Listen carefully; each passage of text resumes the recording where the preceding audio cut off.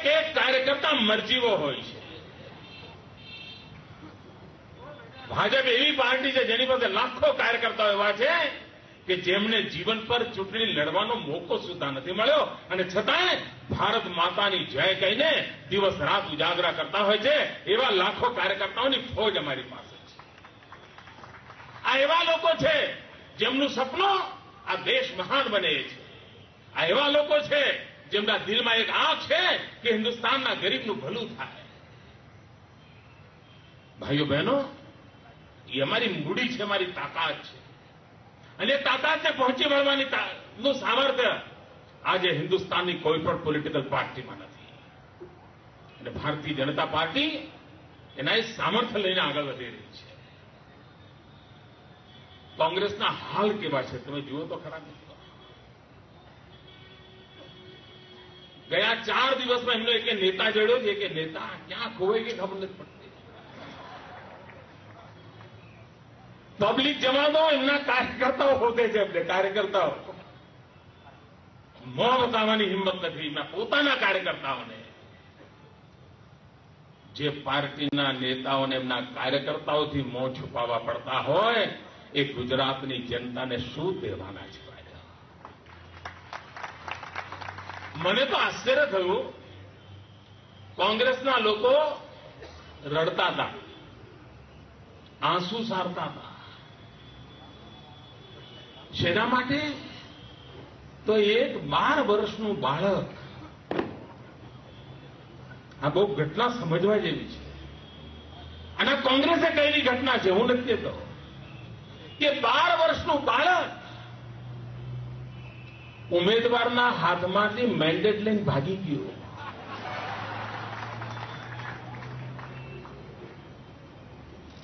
ભાઈઓ બહેનો, કોંગ્રેસના લોકોના ભૂલથી પણ સાચું બોલાઈ જાય છે. જે રાજ્યનું 12 વર્ષનું બાળક આટલું સમજદાર હોય,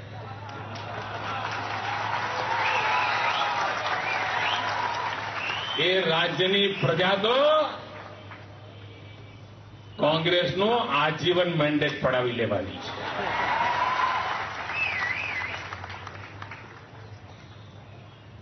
અને કોંગ્રેસમાં હિંમત નથી કે ભાઈ અમારું ફલાણા પક્ષ જોડે તડજોડ થયેલું છે, અમે પડદા પાછળ ગોઠવણ કરેલી છે અને અમે અહેમદ પટેલને ગુજરાતના મુખ્યમંત્રી બનાવવાનો નિર્ધાર કર્યો છે. એ તમે જાહેર કરો ને ભાઈ. આ પડદા પાછળ શું ખેલ માંડ્યો છે? કરો જાહેર. અને કોંગ્રેસને અહેમદ પટેલ સિવાય બીજો કોઈ પટેલ જડતો નથી.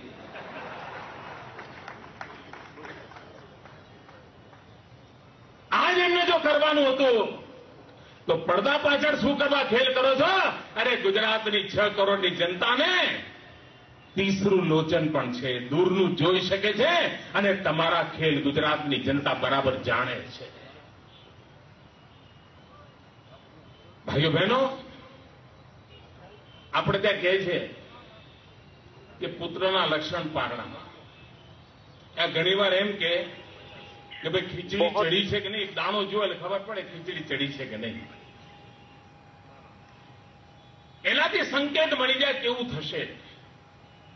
આપણને તો દિલ્હી સરકારના વહીવટથી બરાબર ખબર પડે છે कि हमें तो दिल्ली सरकार के जिस तरह का एडमिनिस्ट्रेशन से ठीक ठीक पता चलता है कि उनकी मुट्ठी में तमाम चीजें हैं. इससे पता चल जाता है कि दिल्ली में जिनके पास सरकार है उनकी मुट्ठी में यदि शासन चला जाए तो क्या होगा, ये हमें पता चलता है. भविष्य सलामत है, युवाओं का भविष्य सलामत नहीं है. कोई भी माता या बहनें ऐसा नहीं कह सकती कि कांग्रेस के पास कोई मां बहन ये नहीं कह सकती उसके बेटा सलामत होगा. कांग्रेस का पंजा नीचे, ये कांग्रेस के निशान के नीचे कोई सलामत नहीं है. गरीब मजदूर के इस देश का गरीब मजदूर का भविष्य सुधरने की कोई संभावना नहीं है। गरीब खेडूत किसान आदिवासी सागर खेडूत ये सौने कहूं છું गुजरात के युवान, गुजरात के मछुआरे, इन्हें मैं कहना चाहूंगा कि गुजरात के भविष्य की चिंता कीजिए। कयो पक्ष जीते के कयो पक्ष हारे ની चिंता न करता આ ચૂંટણીમાં આપના સંતાનોનું ભવિષ્ય કેવું હોય એની चिंता કરીને मतदान કરજો। आप मतदान जब करें तो आप यह चीज ध्यान में रखें कि आपका भविष्य किसके पास सुरक्षित है। आप उम्मीदवार, आप ये देखिए कि उम्मीदवार कैसा है, नहीं आपके भविष्य में क्या सुधार हो पाएगा, किसकी वजह से सुधार हो पाएगा, यह देखिए। और यह देखने के बाद आप वोट देखिए। आपको यदि वोटिंग करना है तो आप अपने भविष्य के बारे में विचार करके फिर वोटिंग कीजिए। मैं कांग्रेस के मुख्यमंत्रियों को देखता रहता हूं, सरकारों चलावता हसे मारा मन में प्रश्न उठे छे। वो किस प्रकार से सरकार चला रहे हैं, ये एक बड़ा सवाल है। आपको आश्चर्य होगा कि देश की महत्वपूर्ण राज्यों में जब महत्वपूर्ण ऐतिहासिक निर्णय लेने होते हैं, 120 करोड़ देशना नागरिकों भाग्य नक्की थतुं होय एवी मीटिंग, और जब 120 करोड़ लोगों के भाग्य का नतीजा फैसला करना होता है, और जब उस मामले में मीटिंग होती है कि हमने खबर ज नहीं होती कि कया एजेंडा की मीटिंग है। उस समय मैं देखता हूं कि जब जनता के कंसर्न वाले 120 करोड़ लोगों के हितों वाले निर्णय हो, तब कांग्रेस के जो लोग हैं वो उस विषय के बारे में उन्हें जानकारी ही नहीं होती है। ये मीटिंग में मैंने देखा है। ठीक है, सत्ता मળી છે, હાર તોરા પહેર્યા કરો ને ફર્યા કરો। ભાઈઓ બહેનો, પરિશ્રમ કરવાનું નામો નિશાન નથી આ લોકોને। हमने ये देखा है कि कांग्रेसी परिश्रम नहीं करना चाहते हैं, वो हार पहनने चाहते हैं, अपना स्वागत करवाते हुए यहाँ वहां घूमते रहते हैं। गुजरातનું નાવડું ન છોડી શકાય મિત્રો। ऐसे लोगों के हाथ में गुजरात का राज्य हम नहीं दे सकते। आप विचार करो, जे पार्टी ना अर्धो डजन नेताओं, आप सोचिए कि जिस पार्टी के आधा दर्जन नेता पार न કરી શક્યા ગયા, એક અઠવાડિયામાં જોયું હશે એ ગુજરાતનું નાવડું ક્યાંથી પાર કરી શકવાના। यह गुजरात के चुनाव कभी नहीं जीत पाएंगे। ये राज्य ने આપણે આવું ચૂંથાવા દેવું છે ભાઈઓ? આ રાજ્યને બરબાદ થવા દેવું છે? આ રાજ્યના ભવિષ્યને બરબાદ થવા દેવું છે? क्या इस राज्य को हम बर्बाद होने देना चाहते हैं? क्या हम देश के बर्बाद करना चाहते हैं? क्या हम राज्य को बर्बाद करना चाहते हैं? ये सवाल पूछ रहे हैं नरेंद्र मोदी जनता को, जिसका जनता ना में जवाब दे रही है। कांग्रेसના લોકો 12 મહિનાથી, कांग्रेस के लोग पिछले 12 महीनों से टेलीविजन के ऊपर अलग अलग तरह की एडवर्टीजमेंट जो है वो जारी कर रहे हैं, जिसपे अरबों खरबों रुपए खर्च हो रहे हैं। અને હું હમણાં એક નવી ટેકનોલોજી લાવ્યો। एक साथ नरेंद्र मोदी अपनी 3D टेक्नोलॉजी के बारे में बात कर रहे हैं। कह रहे हैं कि कांग्रेस पिछले लंबे समय से टेलीविजन पर एडवर्टीजमेंट दे रहे हैं, और कांग्रेस जो है वो बीजेपी के खिलाफ प्रचार कर रहे हैं। और अभी अभी जो मैं एक नई टेक्नोलॉजी लेके आया, 3D टेक्नोलॉजी लेकर आया, उसके विषय में कांग्रेस के लोग कह रहे हैं कि उसकी खींचाई की जा रही है। मेरी इस नई टेक्नोलॉजी के जरिए जो मैं भाषण करता हूं उसकी खींचाई की जा रही है, और कांग्रेस इस तरह की खींचाई के माध्यम से कभी चुनाव नहीं जीत सकती। गुजरात गामडाનું जीवन बदलाणું છે, એ લોકોએ સ્વીકાર કર્યો છે। मेरी नीतियों की गुजरात के गांव के लोगों ने स्वीकारा है, मेरी नीतियों को सर्वसाधारण लोगों ने गुजरात में स्वीकारा है। और यदि इस तरह के विज्ञापन कांग्रेस चला रही है तो क्या लोग इन विज्ञापनों को सही मानेगी? बिल्कुल नहीं मानेगी। इस समय कांग्रेस की मनस्थिति कुछ ऐसी है, एक एक शब्द જોઈ જાય છે। કેમ? જો ભૂલે ચૂકે કોઈ શબ્દ નીકળી ગયો તો મોદી એવા ફરીવળ છે। इस समय जितने भी कांग्रेस पार्टी के नेता गुजरात के बाहर से आ रहे हैं, वो आने के बाद सबसे पहले कौन सी स्क्रिप्ट है ये बड़े ध्यान से देखते हैं, उसको पढ़ते हैं और वो बहुत ध्यान रखते हैं, बहुत संजीदा रहते हैं कि कहीं स्क्रिप्ट के बाहर का वो एक भी शब्द न बोल दे, क्योंकि उन्हें डर सता रहा है, भय सता रहा है कि कहीं मैं उनके कुछ किसी शब्द को पकड़ लूंगा और उसके आधार पे फिर उनकी खींचाई हो जाएगी। इसलिए वो उन्हें जो स्पीच दी जा रही है उसके अलावा कुछ भी बोलने की कोई हिम्मत नहीं कर रहे हैं।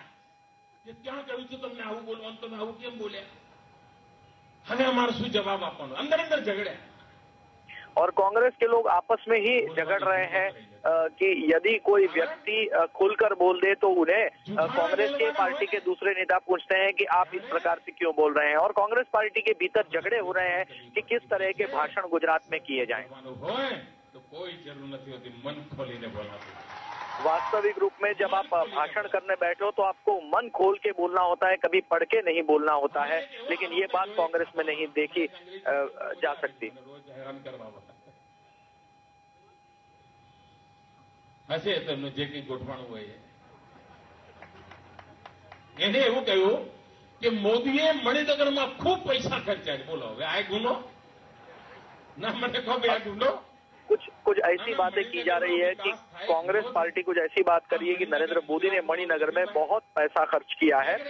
मैं ये पूछना चाहूंगा कि क्या ये कोई गुनाह है? क्या लोगों को, मणिनगर के लोगों को सुविधाएं मिलनी चाहिए या नहीं मिलनी चाहिए, ये सवाल मैं पूछना चाहूंगा इस मौके पर। लाभ नहीं करવો જોઈએ અને એ વાત મેં બરાબર કાળજી રાખી છે, કારણ मारे तो सवाल ये है कि क्या मैंने किसी एक व्यक्ति को या एक समुदाय को अन्याय करते हुए यदि मैं दूसरे को देता हूं तब मेरे ऊपर उंगलियां उठनी चाहिए। यदि मैं मणिनगर पे पैसा खर्च करता हूं तो उसको लेकर कोई सवाल उठने का सवाल ही नहीं है। मेरी नजर से तमाम जो जिले हैं और तहसीलें हैं वो एक समान है। विरोध करने के लिए आपकी कोई नीति होनी चाहिए, ये कह रहे हैं नरेंद्र मोदी। બેન તમે હવે એટલું સહન કરો, એમ બેસાડવાની પ્રયત્ન ન કરો। ભાઈઓ બહેનો, સ્વાભાવિક રીતે સામાન્ય રીતે અપપ્રચાર એવો થતો હોય છે કે તમારો નેતા દેખાતો નથી, તમારો નેતા કામ નથી કરતો।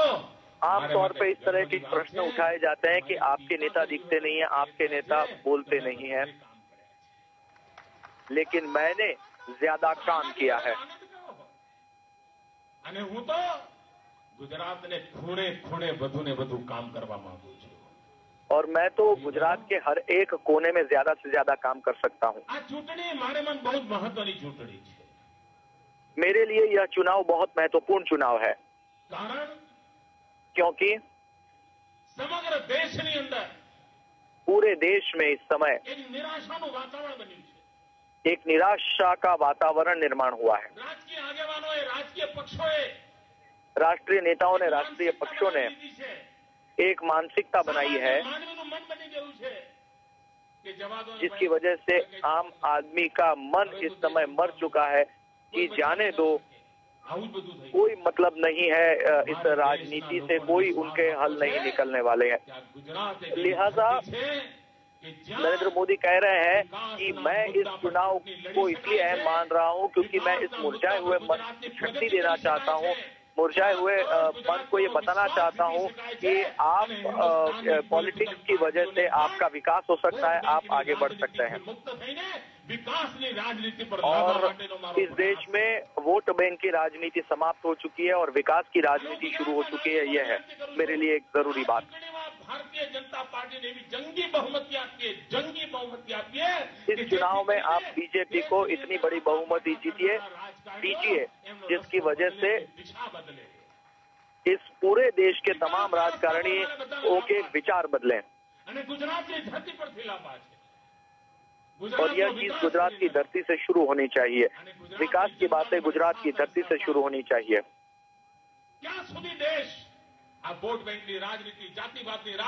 कब तक यह देश वोट बैंक और जातिवाद की राजनीति के आधार पर चलता रहेगा? इस प्रकार की राजनीति नहीं चल सकती। इस देश में 35 साल से कम युवाओं की संख्या बहुत बड़ी है। उनके कई सवाल है, उसको जवाब देने की ताकत अब गुजरात में है। सामर्थ्य भरोसे देश में एक नवा विश्वास पैदा करवो। इन युवाओं के सामर्थ्य के ऊपर हमें विश्वास पैदा करना है और इसलिए ये चुनाव के जो नतीजे हैं, इससे युवाओं के विश्वास को आगे बढ़ाना है। કેવી રીતે રાજકીય પક્ષો ચલાવવામાં આવે છે, કેવી રીતે નિર્ણયો કરવામાં આવે છે, આપ વિચાર કરો। 4-4 દિવસ સુધી પાર્લામેન્ટ ચાલે નહીં અને દિલ્હીમાં બેઠેલી સરકારને ચિંતા નથી। यहाँ पर दिल्ली की पार्लियामेंट पिछले 4 दिनों से नहीं चल रही है, लेकिन दिल्ली में बैठी हुई सरकार को इसकी बिल्कुल चिंता नहीं है कि पार्लियामेंट नहीं चल रही है। जवाब मांगे और इस समय जनता जवाब मांग रही है सरकार के पास से कि आखिर ऐसा क्यों हो रहा है। लोग, जनता इसका जवाब मांग रहे हैं। गुजरात के अंदर चूंटणी प्रचार માટે આવી રહ્યા છે। મારી કોંગ્રેસના મિત્રોને આગ્રહપૂર્વક વિનંતી છે, मेरे कांग्रेस के मित्रों से विनंती है कि आप आओ। દિલ્હીની સલ્તનતે ગુજરાતને દેશનું શું ભલું કર્યું એનો હિસાબ તમે ગુજરાતને આપો। कि आप गुजरात में आके ये बताएं कि आपने देश की भलाई के लिए क्या किया है, आपने गुजरात की भलाई के लिए क्या किया, इसका हिसाब किताब आप गुजरात में आकर दें। આરોપો પ્રત્યારોપણો કે લોકશાહીને શોભે ભાષા તમારી છે નહીં। आपकी भाषा लोकशाही को शोभास्पद भाषा नहीं है। आप गुजरात के लिए क्या कर रहे हैं, देश के लिए क्या कर रहे हैं, इसका हिसाब किताब आके गुजरात में आप दें।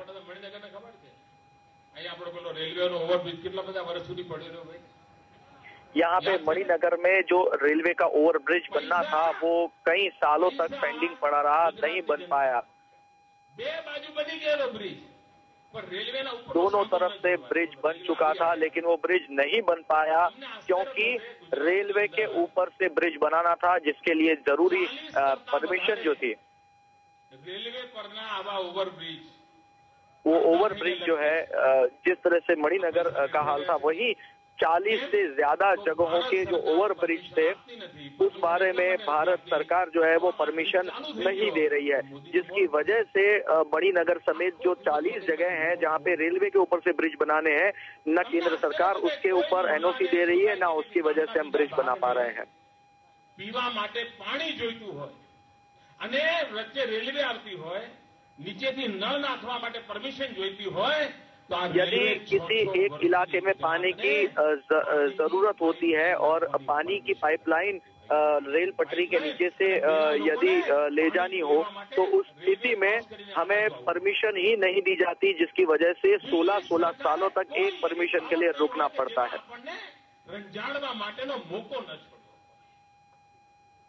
केंद्र सरकार ने हमें परेशान करने में एक भी मौका नहीं छोड़ा है और इसीलिए मैंने ये नाव चलाने की कोशिश की है। ये एक शुरू किया है जो अभियान, और मैं गुजरात की नाव को इस तरह से आगे बढ़ाना चाहता हूं कि वो किसी के हाथ में ना पड़े। 6 करोड़ गुजरातीओनो मारा पर विश्वास है, एना कारणे हूं करी बैठो। और ये तमाम काम गुजरात के मैं इसलिए कर पाया क्योंकि गुजरात के 6 करोड़ लोगों का मुझ पर विश्वास है। तो તમે બધા પણ વી કરતા હતા। આ બીજ એનો છે, આ भी विश्वास નો बीज है, आ भी विकास નો। यहाँ पे आया तो मैंने 2 उंगलियों के माध्यम से वी दिखाया। जब मैं वी दिखा रहा था तो जनता भी मुझे वी दिखा रही थी। ये वी विश्वास का वी है, ये वी विकास का वी है। एक संकल्प કરીને આગળ વધી રહ્યા છે और इस समय मैं एक संकल्प करके आगे बढ़ रहा हूँ और मैं इस मणिनगर की धरती के आशीर्वाद लेकर, ढेर सारी आपकी शुभकामनाएं लेकर नामांकन भरने के लिए मैं जा रहा हूँ। मैं आप सभी का आभारी हूँ कि आपने हमेशा मुझ पर प्रेम किया। आखी आ चूंटणी मणिनगरना नागरिकों ज लड़शे। यह चुनाव मैं नहीं, मणिनगर के लोग लड़ रहे हैं। पार्टीना कार्यकर्ताओं लड़शे, अहींना समाजना આગેવાનો લડશે, और यह चुनाव यहाँ के लोग, यहाँ के तमाम पदाधिकारी, यहाँ के तमाम बीजेपी के लोग लड़ रहे हैं और आप बड़े बहुमत से ये चुनाव जो है वो हम जीतेंगे। बी फॉर विश्वास, बी फॉर विकास, बी फॉर विजय।